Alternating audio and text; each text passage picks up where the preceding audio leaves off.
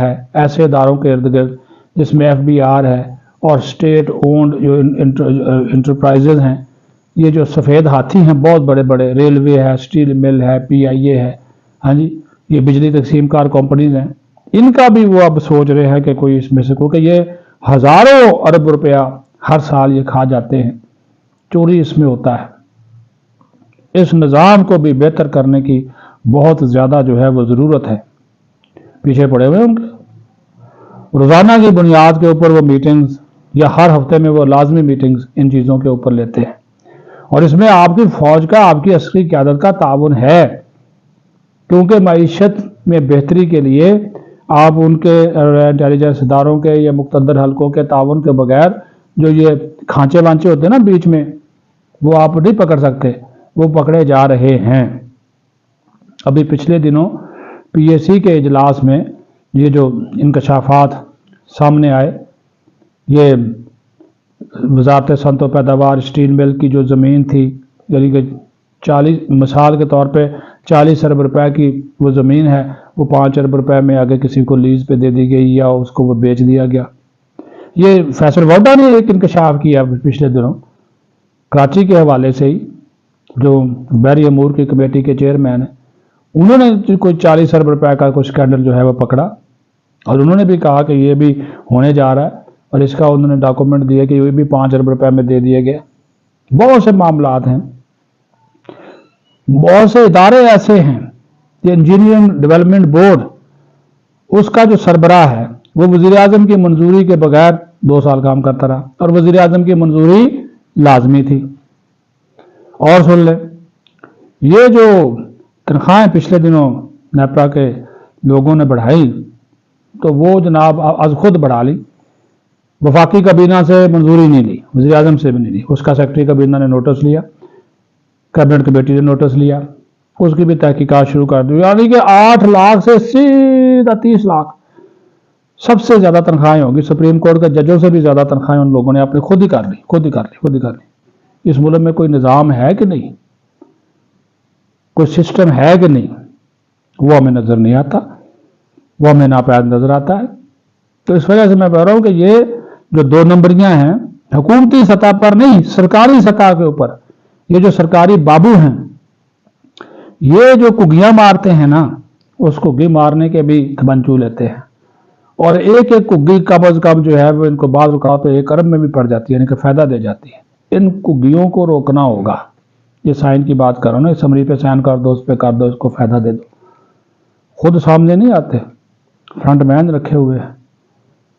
ये चीज़ें आएंगी सामने, जैसे जैसे ये आगे बढ़ेंगे मामलात, तो उसको या पकड़ रहे हैं।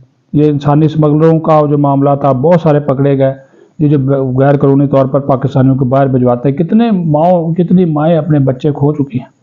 कभी मराकश का हादसा होता है, कभी तुर्किया का होता है, कभी कब्रस का होता है, कभी मिस्र। कितने पाकिस्तानी जो हैं अपनी जानों से वो जा चुके हैं। उनकी भी अब जो है वो इंसानी स्मगलरों के खिलाफ भी ऑपरेशन जो है वो जारी हैं। कहने का मतलब ये है कि मुल्क आपका है।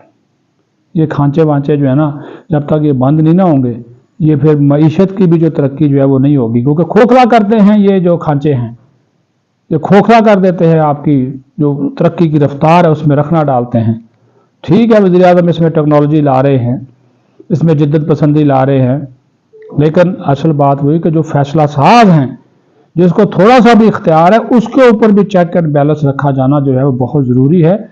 और इसके लिए जो पार्लिमानी पब्लिक अकाउंट्स कमेटी है, एक बेहतरीन पार्लिमानी एहतसाब का जो है ये सबसे बड़ा इदारा है। इसको मज़ीद फ़आल और मुअस्सर और इसके फैसलों पर अमल दरामद अगर कर लिया जाए, तो यकीन माने ये जो करप्शन के दरवाजे हैं, चोर दरवाजे, ये बंद हो जाएंगे।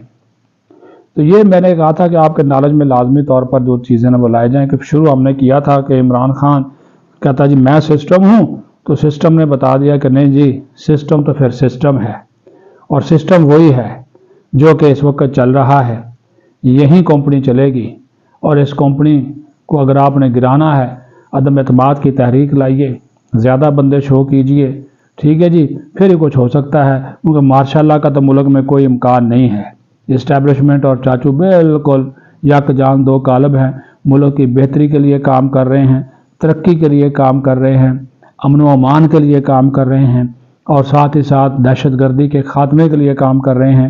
خواریوں کے خلاف آپریشن روزانہ کی بنیاد پر جاری ہیں، اور سب سے بڑی بات یہ ہے کہ نوجوانوں کے ذہنوں میں جو ابھرتے ہوئے سوالات ہیں، ان سوالات کا جوابات دینے کے لیے نوجوانوں کے جو ذہنوں کے اندر پیدا ہونے والے خیالات اور تصورات اور فوج کے بارے میں جو غلط چیزیں ہیں ان کا جواب دینے کے لیے آج کل DJSPR خود جاتے ہیں، مختلف یونیورسٹیوں میں جا رہے ہیں، جامعات میں جا رہے ہیں، متعدد تنظیموں سے مل رہے ہیں، مختلف طبقات سے مل رہے ہیں۔ یہ اچھی بات ہے، بہت پہلے شروع کرنا چاہیے تھا۔ سوال تلخ و تشیر، آپ کل لمز گئے تھے نا، بہت سے سوالوں کے جواب دیے۔ فوج کے خلاف، فوج یہ کر رہی ہے، فوج مداخلت کرتی ہے، فوج حکومت کے معاملات میں مداخلت کرتی ہے، فوج جو ہے وہ یہ کرتی ہے، SIFC بنا دی ہے، یہ کر دیا، دہشت گردی کے خلاف جنگ میں نقصان ہوگا، پالیسیاں ٹھیک نہیں ہیں، فلاں نہیں ہے، سارا کچھ نہیں ہے۔ انہوں نے تحمل سے جواب دیا۔ وہ جیسے ہی چلے گئے، وہ 20-30 لوگوں نے، طلبہ نے احتجاج کیا اور کہہ دیا جی وہاں پہ بڑا DJSPR کے کہنے کے اوپر احتجاج ہو گیا۔ جو 200-250 بندہ جو وہاں پر موجود تھا لمز میں، جب اسٹوڈنٹ موجود تھے، جب وہ سوالوں کو جواب دے رہے تو کچھ نہیں ہوا۔ بعد میں تحریک انصاف کے 20-30 یوتھی اکٹھے ہوئے اور انہوں نے احتجاج کر دیا اور کہا جی لمز میں احتجاج ہو گیا، اور DJSPR کے خلاف، فوج کے خلاف آپ نے نعرے لگانے شروع کر دی۔ فوج بھی اپنی ہے، اس ملک کی ہے، خدا کے لیے رحم کریں، اس ملک پہ رحم کریں، فوج بھی آپ کی اپنی ہے، پاکستان کی سالمیت اور دفاع کی ضامن ہے، مت کریں ایسا۔